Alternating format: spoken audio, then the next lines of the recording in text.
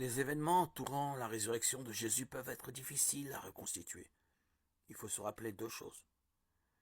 Premièrement, la nouvelle de la résurrection de Jésus a suscité beaucoup d'excitation à Jérusalem, et dans le chaos qui s'en est suivi, beaucoup de gens ont pris des directions différentes. Les groupes étaient séparés, plusieurs groupes différents se sont rendus au tombeau, peut-être plus d'une fois. Deuxièmement, les auteurs des évangiles n'ont pas cherché à faire un récit exhaustif. En d'autres termes, Matthieu, Marc, Luc et Jean n'avaient pas l'intention de nous raconter tous les détails de la résurrection ou tous les événements dans l'ordre où ils se sont produits.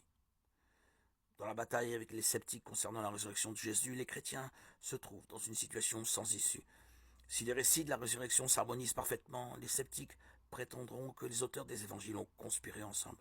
Si les récits de résurrection présentent quelques différences, les sceptiques prétendront que les évangiles se contredisent et qu'on ne peut donc pas leur faire confiance. Nous affirmons en tant que croyants que les récits de résurrection peuvent être harmonisés et ne se contredisent pas.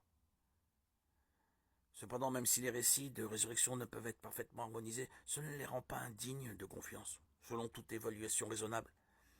Les récits de résurrection des 4 évangiles sont des témoignages de témoins oculaires extrêmement cohérents. Les vérités centrales que Jésus est ressuscité des morts et que Jésus ressuscité est apparu à de nombreuses personnes sont clairement enseignées dans chacun des 4 évangiles.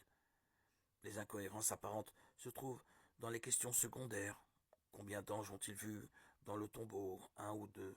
Peut-être qu'une personne n'a vu qu'un seul ange, tandis que l'autre en a vu 2. À combien de femmes Jésus est-il apparu et à qui est-il apparu en premier? Si chaque évangile présente un ordre légèrement différent pour les apparitions, aucun d'entre eux ne prétend donner l'ordre chronologique précis. Ainsi, si les récits de résurrection peuvent sembler incohérents, on ne peut pas prouver qu'ils soient contradictoires.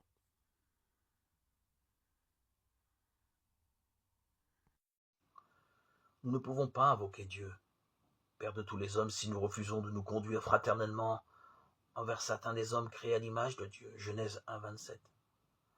La relation de l'homme à Dieu le Père et la relation de l'homme à ses frères humains sont si étroitement liées que l'Écriture dit « Celui qui n'aime pas ne connaît pas Dieu ».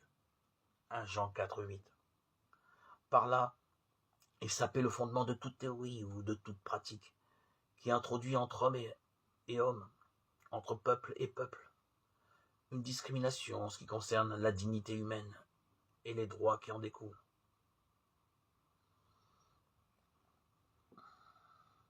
En tant que contraire à l'esprit du Christ, toute discrimination ou vexation opérée envers des hommes en raison de leur race, de leur couleur, de leur condition économique ou de leur religion est une offense à Dieu. En conséquence, suivant les traces des saints, apôtres Pierre et Paul adjurent ardemment les fidèles du Christ d'avoir au milieu des nations une conduite excellente. 1 Pierre 2, 12.